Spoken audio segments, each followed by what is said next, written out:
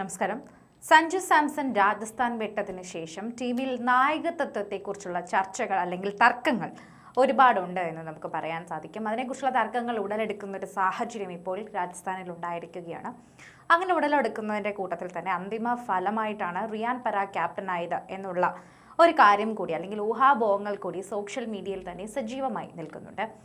ടീമിൽ വലിയ പ്രശ്നങ്ങളുണ്ടെന്നും അതിനാലാണ് ജഡേജയ്ക്ക് പകരം തന്നെ അവിടെ റിയാനെ നായകനാക്കിയത് എന്നതുപോലെയുള്ള നിരവധി റൂമറുകളാണ് എയറിൽ ഉള്ളത് എന്നതുകൂടി നമുക്ക് മനസ്സിലാക്കാൻ സാധിക്കുന്നു.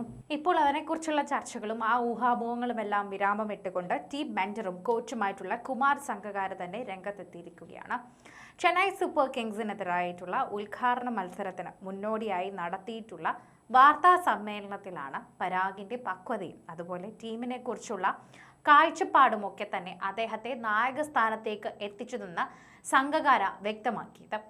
രവീന്ദ്ര ജഡേജ ഉൾപ്പെടെയുള്ള മുതിർന്ന താരങ്ങളെ തന്നെ മറികടന്നുള്ള ഈ അസം താരം നായകനായി തന്നെ തിരഞ്ഞെടുക്കപ്പെട്ടത് അങ്ങനെയാണ്. നായക സ്ഥാനത്തേക്ക് രവീന്ദ്ര ജഡേജയും സന്ദീപ് ശർമ്മ തുടങ്ങിയ 5 പേരാണ് പരിഗണനയിലുണ്ടായിരുന്നത്. ഞങ്ങൾ എല്ലാവരുമായി ദീർഘനേരം സംസാരിച്ചു. വളരെ ബുദ്ധിമുട്ടുള്ളതും അസ്വസ്ഥത ഉണ്ടാക്കുന്നതുമായ ചോദ്യങ്ങളാണ് ഞങ്ങൾ ചോദിച്ചത്.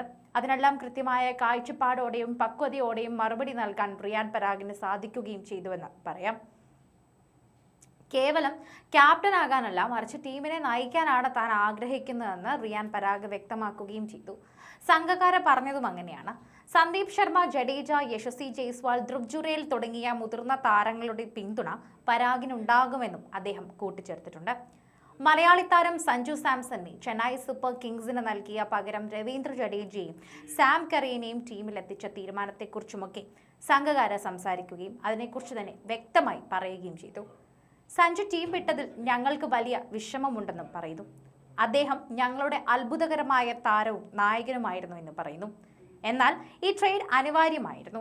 സഞ്ജുവിന് പകരം ഇതിഹാസ താരം ജഡേജയെയും സാം കറീനെയും ലഭിച്ചതിന് ടീമിന് സന്തുലിതാവസ്ഥ മെച്ചപ്പെടുത്തിയെന്നും സംഘകാര വെളിപ്പെടുത്തുകയും ചെയ്തു. എന്നാൽ പരിക്കിനെ തുടർന്ന് സാം കറീൻ ഈ സീസണിൽ കളിക്കില്ല എന്നത് രാജസ്ഥാന് തിരിച്ചടിയാണ്. IPL 2026 ഏറ്റവും ആവേശകരമായ പോരാട്ടങ്ങളിൽ ഒന്നിലാണ് ഈ ഗുവാഹത്തിയിലെ ബർസാപാരെ സ്റ്റേഡിയം സാക്ഷ്യം വഹിക്കാൻ പോകുന്നത്. ചെന്നൈ സൂപ്പർ കിങ്സിനും രാജസ്ഥാൻ റോയൽസും തമ്മിലുള്ള ഈ മത്സരത്തിന് ഇത്തവണ വലിയൊരു പ്രത്യേകത കൂടിയുണ്ട് എന്നത് എടുത്തു പറയേണ്ട ഒരു വ്യക്തമായ കാര്യം തന്നെയാണ് എന്ന് പറയാം. രാജസ്ഥാന്റെ പടത്തലവനായിരുന്ന സഞ്ജു സാംസൺ എന്ന ആദ്യമായി മഞ്ഞക്കുപ്പായത്തിൽ തന്നെ CSKയ്ക്കായി കളത്തിലിറങ്ങുന്ന ഒരു കാഴ്ച നമ്മൾ കാണാൻ കാത്തിരിക്കുകയാണ്. അതും നമുക്ക് ഏറ്റവും കൂടുതൽ ആവേശകരമായിട്ടുള്ള ഒരു മത്സരമാണ്. ചെന്നൈയുടെ ഇതിഹാസ രവീന്ദ്ര ജഡേജ തന്റെ പഴയ തട്ടകമായ രാജസ്ഥാൻ നിരയിലാണ് അണിനിരക്കുന്നത്. പരിക്കേറ്റ ധോണിയുടെ അഭാവത്തിൽ വിക്കറ്റിനു പിന്നിൽ സഞ്ജുവിന്റെ പ്രകടനം CSKയ്ക്ക് നിർണായകമാകും എന്ന് തന്നെ നമുക്ക് പറഞ്ഞേ മതിയാകൂ.